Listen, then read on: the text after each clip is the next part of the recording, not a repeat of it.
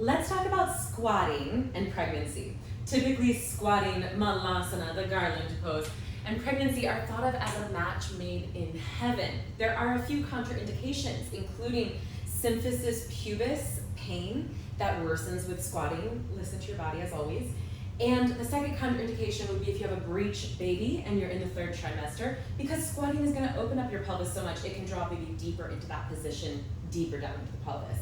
I have some props set up here, and I'm going to show some things I typically see and some prop workarounds. I'm going to show squat at a door, and then I'm going to show like asymmetrical squat, squat with a tucked tailbone, and squat with a neutral pelvis, so that we can look at the benefit of all three of these different options. So number one, when students come down to squat, their legs can be as wide as their mat and slightly externally rotated.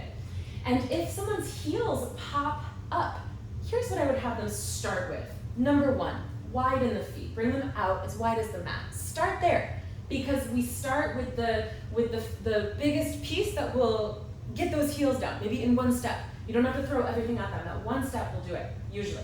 Now step two, if they're still heels up, externally rotate the legs more. See if that allows the heels to earth. Now, if that doesn't happen, put them up on a rolled up mat, or I've got this little baby bolster here that I love so much.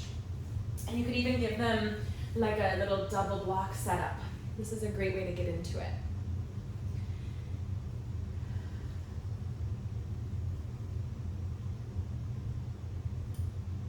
Squat at the door. This is one I got from the amazing Katie Bowman. And it's a great way to get people down into their sacrum, down into their heels, down into their hip crease. I often find that mobility around this ankle area and this sacral and lumbar area are super correlated. So if you're doing your ankle mobility work and feeling stuck there, check in with what's happening in your lumbar spine.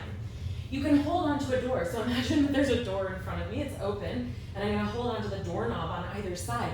Now, if this door is a nice, strong, and secure door, I can lean back and move down into my squat, and I can even kind of sway and wiggle from side to side, and that's gonna feel like a really nice way to be in a supported squat where you can get back and down without the risk of falling back by holding onto the doorknob.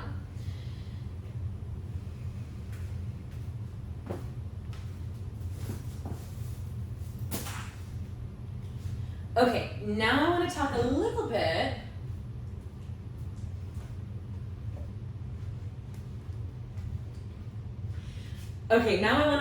bit about the pelvic inlet, the space baby first descends through for a vaginal birth, the mid-pelvis, and then the pelvic outlet, which is like where baby comes out through, when you're birthing your baby in the transition phase.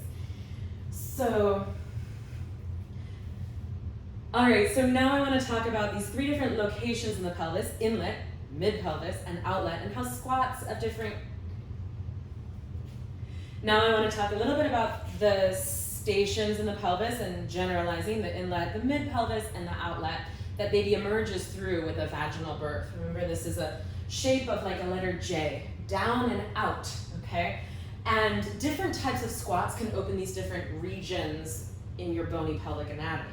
So when you squat and you posteriorly tuck your tailbone under, this opens up the pelvic inlet. You see it kind of flicks the tailbone forward, and this is the upper edge of the sacrum back. So when you squat like this, this can be conducive to like early labor, getting baby down in the pelvis. Then when you're in mid-labor, and this is often for a lot of first-time parents where things might stall out, you can do lateral lunges. So these would be like your asymmetrical squats. You can even do this by walking the curb or putting foot up on the stairs and knee and navel perpendicular. And think of this like an asymmetrical malasana to one side at a time, open up that mid-pelvis. This is also great when you're pregnant and not in labor to open up the groins, get a gentle stretch there, and stretch the pelvic floor. Now, finally, the pelvic outlet. Let's look at that bottom space, your pelvic floor between the tailbone and the pubic bone and the two sitting bones.